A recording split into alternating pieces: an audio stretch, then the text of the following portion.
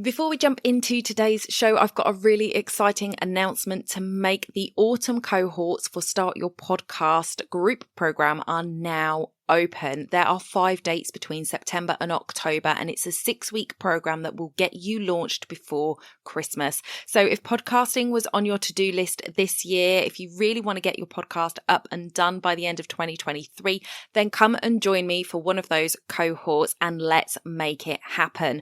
I have a free masterclass available for you called Understanding the Power of Podcasting. You can go over to donnaeade.com/masterclass, watch the masterclass and get access to that enrollment. I hope to see you in one of the autumn cohorts very soon. That's donnaeade.com/masterclass. Let's get back to the show. Welcome to the Society of Professional Wedding Vendors podcast. On today's episode, we are talking to the fantastic Claire Gardner all about branding photography. So stay tuned.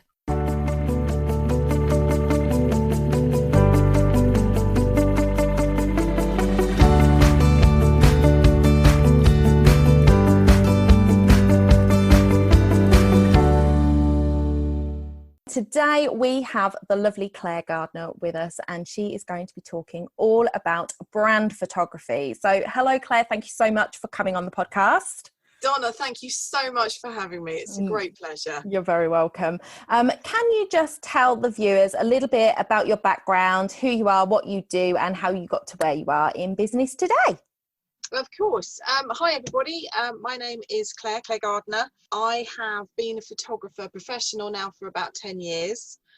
Before that, I spent 20 years in financial services, but I did escape, so that's okay. I trained initially as a wedding and portrait photographer and worked the wedding circuit for a few years. But over the last sort of 3-4 years, my passion has definitely evolved, and I'm now really passionate about branding photography. I work with companies, entrepreneurs, small businesses, looking at how they use images with their branding. That is to make sure that, you know, your brand, your personality, your brand values, how you put those through the images, so that, as I quite happily call it, grab your client by the eyeballs. Ooh. Because if you don't stop the scroll and you don't grab your client, if on Instagram, on Facebook, if you can't stop them, they're never going to click through to look at your wonderful portfolio that you're showing, whether you've got an offer going on or a course. So it's all about communicating your brand through the images that you do. So that's really how I've got to where I am today. Fantastic. And branding is so important, and we've spoken about it before on this channel, on this podcast. We had Lynn Stainthorpe come on and talk about branding, and it was an excellent episode, so I will link that in the show notes for you guys so you can go back to that one. But today we are talking about a very specific part of branding, and as a previous wedding photographer and a photographer of headshots and stuff myself, I am quite passionate about the power of imagery as well. So we're going to get into this. For people who don't know what brand photography is, can you just expand on that a little bit and let people know what it sort of entails when they're looking at their business? Okay, so you have a business. It may have been your dream for 10-15 years. You've been cooking it up forever. So if you've taken the leap and finally launched, that's amazing. So what you need to do then is to look at what that business looks like to a client. Yeah. I always say to people, it is so important, because if you think about it, when you are surfing the web, you're looking for an answer to a problem. So when somebody lands on your website or finds you on social media or meets you at a networking meeting, how are you going to solve their problem? And usually that is done very quickly through images, because images bring your brand to life. They help you connect with your dream clients, the people that you really want to work with, because it showcases what you do. And if you think about it, your images can communicate, because the brain will read an image much quicker than it does text. your brand values, your big why. If you have a cohesive set of images, it tells the story. So if you think about it, again, ask yourself the question, where do you use your images? You use them absolutely everywhere. Everywhere. So you've got your website, your social media, your banners on LinkedIn. You use them for biographies, your headshot for people, like you've asked me for one today. That's going to come over. You know, magazines, when you submit your latest weddings to the wedding magazines, print, leaflets, everywhere your images go out. And it's those images, as I say, that will grab your clients by the eyeballs. They all have the story behind them. They all have a job to do. So that is why I think, you know, they really, really are so important that they are consistent across every channel. So no matter where somebody finds you, they're going to get the same feeling, the same message from those images. It's all about showing a client what it's like, what life will be like for them once they've worked with you. Yeah. And that will be amazing, because obviously everybody's brilliant at what they do, but so many people don't show it. It's true. It's true. Yeah. Well, I think you've kind of answered what I had down for my second question, That's all right. there, which is, why is it important? I think that's really come across. But something that I think that I'm just going to throw in here, and she's had no preparation for this, so we're on the fly here, guys. Why is it important, should I say, to have a branding photographer take these images rather than just going to a place like Canva and just using all the photos off of there, especially if you're not a photographer and you haven't got an eye for photos? Okay, so when people come and work with me, I always say to them, one of the questions I ask is, how do you want to be seen? Sometimes that has a bit of a blank look that comes back, because people very rarely suddenly start, oh heck, I'm this business, I've actually got to get out there and tell my story. Usually people don't want to be seen with photos, do they? It's like, what, me be seen? No. I get that so much. I really do. I always have like a swear box in the studio with people saying, I'm not photogenic, I need to lose 24 pounds before you're photographed, I hate parts of my body. And I'm like, no, pound in there, because it's not going to happen. So just be quiet.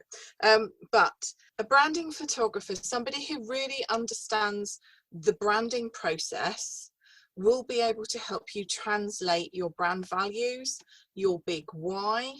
A lot of people will turn up and they've got a logo off Fiverr. They might have decided that they like blue or pink, or this is my colour. Fabulous. But they can't tell you exactly what it is that makes them get up every day and make a 7-tier wedding cake. What is it about that process, about the florists, about a hairdresser? What is it that really gets you going about what you do? So that needs to come out. Those are your, your brand values. I'm very much all about authenticity and storytelling, and basically brutal honesty most of the time, because it's all about showing who you are, what you do, what you stand for. If you get somebody who understands that, who can then captivate those clients through stories, so you work out what stories you want to tell your clients, what do you want them to know, what problems for your clients are you going to solve through those images, then a brand photographer should be able to put those storyboards together. It's very like filming TV, or putting together a commercial. I think is probably the most equivalent thing for it, is that you put together storyboards. You work out what images, and also, again, this is all about building up your own stock library for you. If you've got that, you work out what images will do what job for you. So, I need a picture of me putting icing on a cake, me arranging some flowers, because this shows my skill, my expertise in what I do. So for those people who think it's just a few snaps, it's never just a few snaps. No. There is a massive amount of planning, and then you've got to talk about all the styling that goes into those images, about, you know, colors, lines, what kind of feeling are you trying to create when you put those images together. Yeah.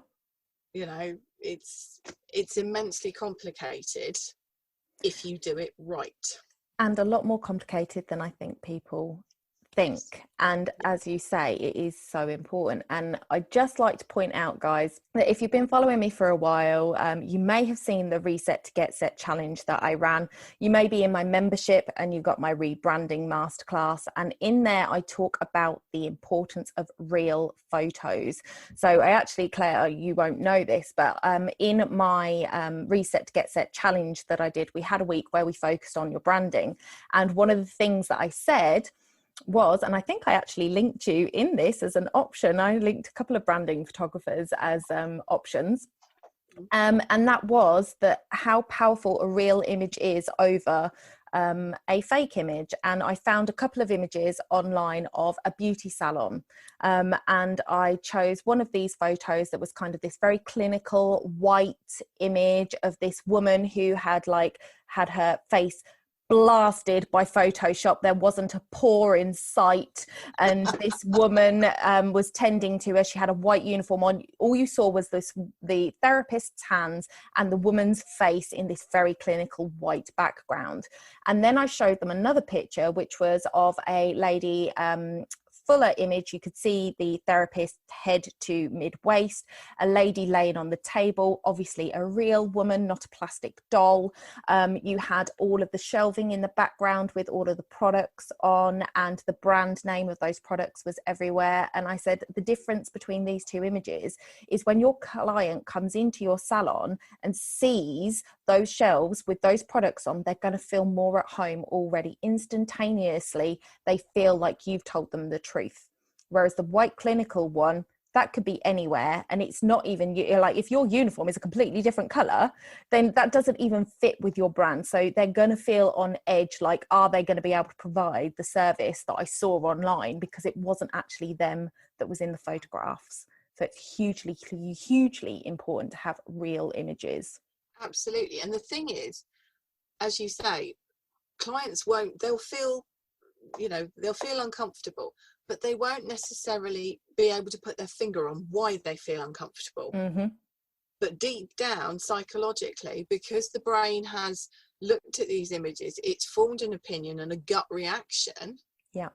When it sees something different, it will send off the adrenal fight or flight. Yeah. And you've lost the sale. Yeah, you're already putting people off. It's not a good thing. Absolutely. I always align it to those people on LinkedIn, especially, unfortunately, they're the culprits, who have a headshot that is 10 years younger than they actually are. Yes. So I say to them, okay, imagine you meet somebody online, you have some chats, you have some emails, you build up a good rapport, you actually get to the point where you meet that person. You're sitting there waiting for them. They walk through the doors. Your LinkedIn profile perhaps shows you with, chiseled features and a beautiful mop of curly black hair, when actually you're not, and you're bald. And all of that know, like, and trust that you have built up with that person has just walked straight out of the door. Out the door, exactly. Yeah. And, all of that personal branding work was for nothing, because nobody then trusts you, and people buy people. Yeah. And if there is a mismatch, you're going to have distrust. Exactly. Yes. Okay, I think we've made our point. Have we made our point, guys? I hope so. Yes. So let's move on. What I wanted to ask you was, obviously we have got a lot of people in a lot of different areas here, and they need to create a consistency with their brand, which you've spoken about. Mm-hmm. But the problem is for the cake makers, for the hairdressers, for the salon, bridal salon owners and things like that, is that they are getting, if they're lucky, and I know a lot of wedding photographers aren't as good at this as they could be, networking, guys, it's good for your networking.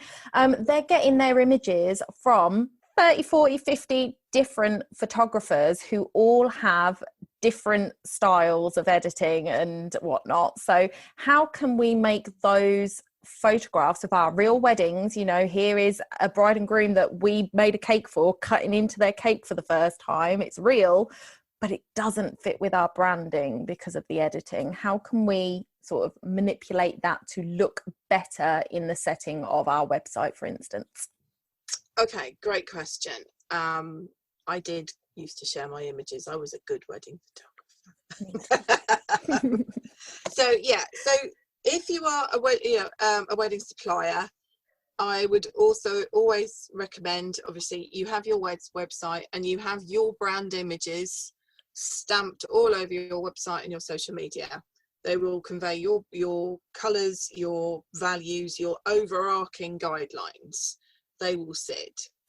You will be able to create different feelings and tell different stories from the images that you receive from wedding photographers. Now, I'm a firm believer in putting your live work in your blog or your latest work books, but how you create those stories can be influenced still and made to sit with your brand. You can do it by putting them on backgrounds, on coloured backgrounds that fit within your brand colours. You can also echo shapes from the images themselves in with your logo. And even though it doesn't look it, your brain will start to pick up on it. So for example, if people are going, what the chickens is she talking about?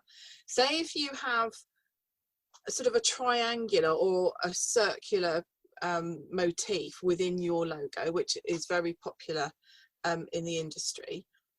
If you think about it, if you echo a circle in a picture, your brain, it won't necessarily work out what it's doing, but it is starting to make a connection, and it will start to fill in the gaps, so to speak. That's a fantastic point. Yeah, it's, you know, or if you have a triangle, you have a tree going up in the background. So you can choose the images that you're sent and think, okay, how do they actually fit with, you know, my logo, my shapes, my colours, rather than obviously re-editing, which is a no-no. Photographers get twitchy about things like that. Yeah, we do. We do definitely. But also, even if you're popping them on social media, if you use Canva, you can set up the backgrounds obviously to echo your backgrounds. You can put the fonts over it that are your fonts. So even though you're borrowing somebody else's images and they're giving you for saying this is my live work, you can still make it fit with your overall brand. Yeah, does that make sense? Yeah, brilliant. And of course, guys, if you wanted to, you could always go back to that photographer and say, hey, I love these images, thank you so much. How much would it be if you would just adjust them to fit my brand? And you know, that photographer might well be happy enough to say, I can filter those for you in a way that fits in with your brand. And that can be a transaction that goes between the two of you. Don't ever think, that you can't do anything about the images that you've got. Obviously, you shouldn't ever put a filter over a photographer's image or crop it in any way that, you know, is going to spoil their composition. But you can ask permission and just go back. And if you, like Claire said, if you've got a round motif and you like to put all your photos in a round circle through your blog so that they sit there looking pretty, then just ask the photographer if they've got any preferences. It's just a courtesy thing, so that the picture still looks good, and they might bung it in a circle for you in a way that leaves the image the way they want it to be perceived. So it is about collaboration. It is difficult sometimes to get photographers to do this. They are so busy straight after a wedding, so don't ever expect to get an answer in the first sort of few weeks after a wedding, because they are just knee deep in editing. But you know, a month or two after the wedding, you know, drop them a line, say, you know, I'd really like to see if you've got any of the images for whatever thing that it was, and just keep reminding them. You know, they're not going to get annoyed at you reminding them, because they will probably forget, and you might get annoyed that they haven't responded to you. Whereas, you know, if you just drop them another email like, oh yeah, I had that, it's in a file ready to go, I just forgot to press send. So do have conversations with your photographers. So back to branding itself, Claire, how often should we be looking at having a brand photography session? Okay. If you've never done one, then it's important to get one done as soon as possible, I think, especially in the current climate that we are in, because now everybody has moved online. You're fighting. You really are fighting now. So you've really got to be able to stand out and stop the scroll. I always recommend that people have a session between sort of 6 and 12 months on a rolling basis. Or the other way to do it, you know, you have your overarching branding shoot, which starts you off, gets you on the right foot. If you have a new product or service that you want to market, so when you're writing your marketing plan, probably at the beginning of the year or however you do it, look at, if you're launching something in September, think about when you are going to start marketing it, and then work backwards to, okay, what images do I need to market that, to create my marketing material, to take that to market when you want to market it. So that's always something that I think gets forgotten. People go, oh, I've got this wonderful, you know, new service, and I'm doing it next week and I haven't got any pictures. Yeah. So that's always a flag in it. You can probably plot, if you do that often, as to when, you know, when you need images. The other way to do it is to find people like me who do subscription services. So if you have a need on a regular basis for 20, 30 new images, find somebody who will offer you a subscription, because they will then work with you, set up your brand, you know, editing style, your guidelines, how you want to be seen. You'll have all that done. And it could be, if it's a product, you can send it to the photographer. If they've got a studio, they can do it and then put it back in the box and send it to you along with your pictures.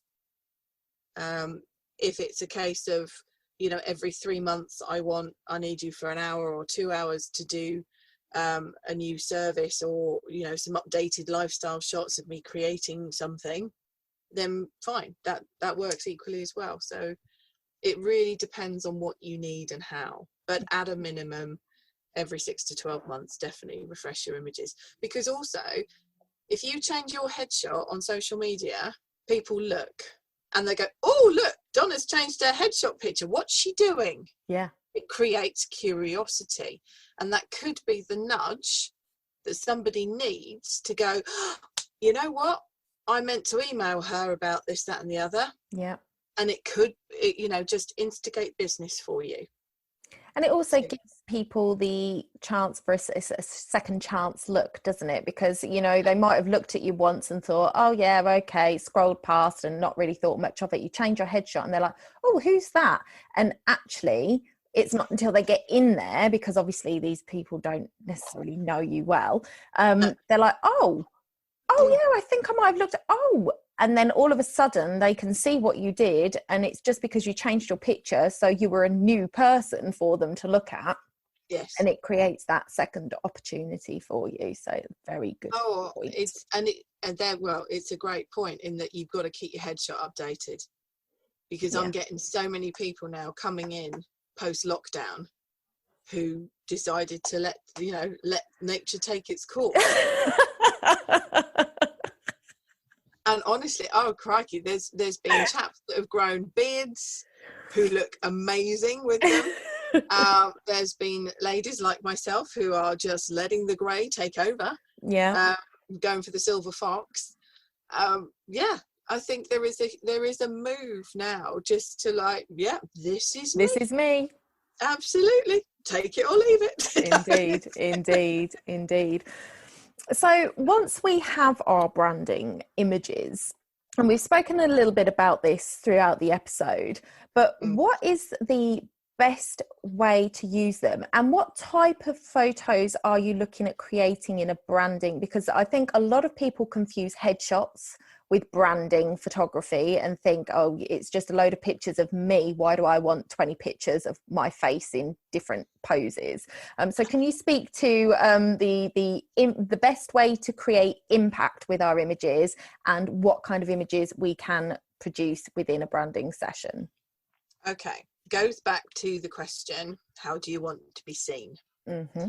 What stories do you want to tell your client?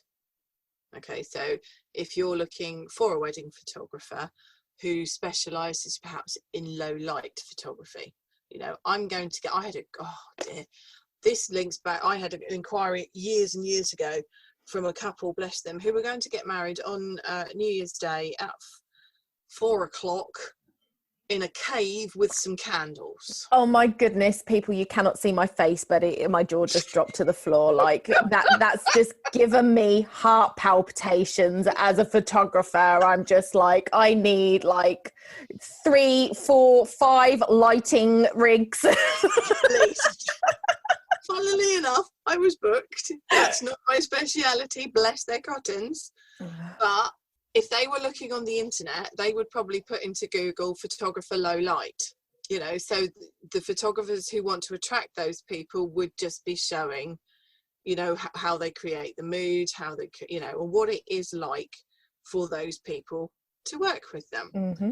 So it all depends. It is so individual, branding photography, because it is your business. It's your business. It's your heart and soul that goes into this. So it's never just a photo. No. Never. And it's always, it's being able to communicate that heart and soul and the you know, the real guts of what you do and why you do it, and showing people this is it. Because as every person I think who works in the wedding industry knows, weddings are so special, and you put a little piece of you in every part of whatever part you play on that day for those people. You know, I never shot without a little bit, you know, without leaving a little piece of me inside every picture, because that was just the way I couldn't not do it, if you see what I mean. So it could be that you want to show your clients what it's like behind the scenes. Especially works very well for makeup artists, hairstylists, you know, those wonderful shots of, you know, people having their hair and makeup done and all the chaos that's going on behind them. So you show that, but also you are the anchor and the piece of, you know, the bit of serenity within all of that chaos, because we all know what a pre-wedding morning is like. Usually it's carnage. You know, it could be a story of family, a story of legacy, you know, of where you come from. You know, it could be that you've had a life-changing event that's made you do this. So it's all about putting those together, those images together that tell that story. Again, details. So somebody who creates wedding favors, the process from perhaps design, you know, from the initial mood board and concept, if they are completely handmade and artisan, to them actually making them, to the final shots of this is so special, so unique and so personal, but here it is in use, and this is what I do.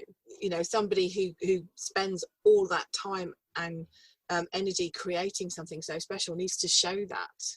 And it's those kind of images that we sort of start to, I suppose, document, put together. As we say, they are never just pictures. We always make sure that they fit your brand. So, you know, some brands are zany and a bit crazy and a bit fun. If that's what you want to do, then, you know, you may have a really bright colour palette. We might be looking to echo that. You might be, you know, into, I don't know, fairgrounds or, you know, things like that, joyful things, or trampolines or bouncy castles, things that exude and give you the feeling of what you want people to know about you. Yeah. So it can be as off the wall as you like, but as long as it tells the story of you. Because what you do, I think, when you're creating your brand identity and you're forming it, is that you're working out what messages you want to tell the world, and you use the photos to fill the gaps.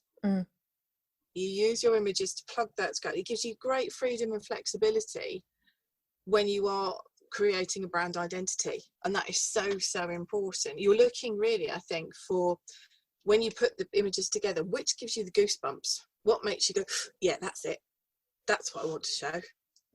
So images, I think, will come naturally as you start to work out those stories. That's where I think your impact will be made. That's how you stop the scroll. Yeah, because people will go, oh yeah, that's it, that's what I'm looking for, and then they'll click and they'll find, and then they'll start to talk to you, and then you get lots of bookings. Hurrah! Yay!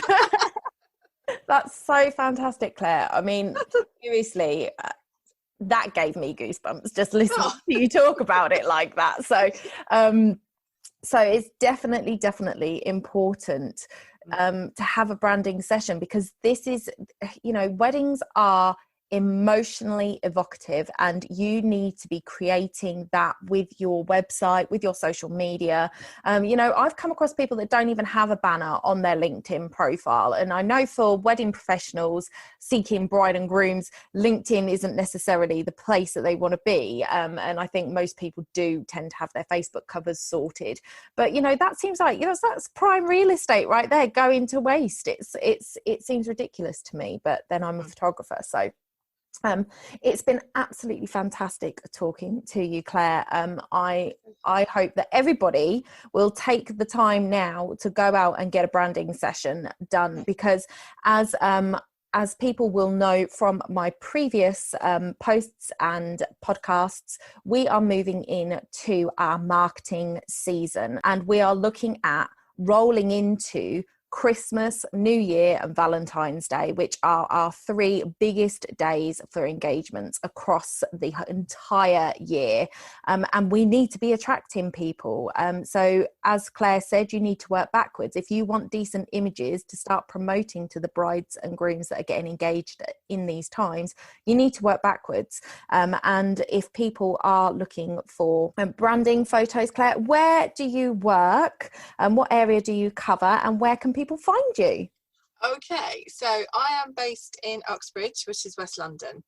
I work all over the United Kingdom and abroad, which I have done. Yeah. You can find me on, my website is www.thebrandingphotographer.com. I'm on Instagram under Claire Gardner Photography, the Facebook page Claire Gardner Photography as well, but I will send you all the links. Yeah, they will all be in the show notes, guys. So do reach out to Claire and see if she can help you with your branding, because if she can do for your branding what she has just done in the podcast there, you will have some fantastic images. And Claire, I will be in contact with you at some point in the near future about a branding session for myself. So thank you so much, guys, for joining us today. Thank you, Claire, for coming on. It's been an absolute joy. And we will see you next week. Bye for now.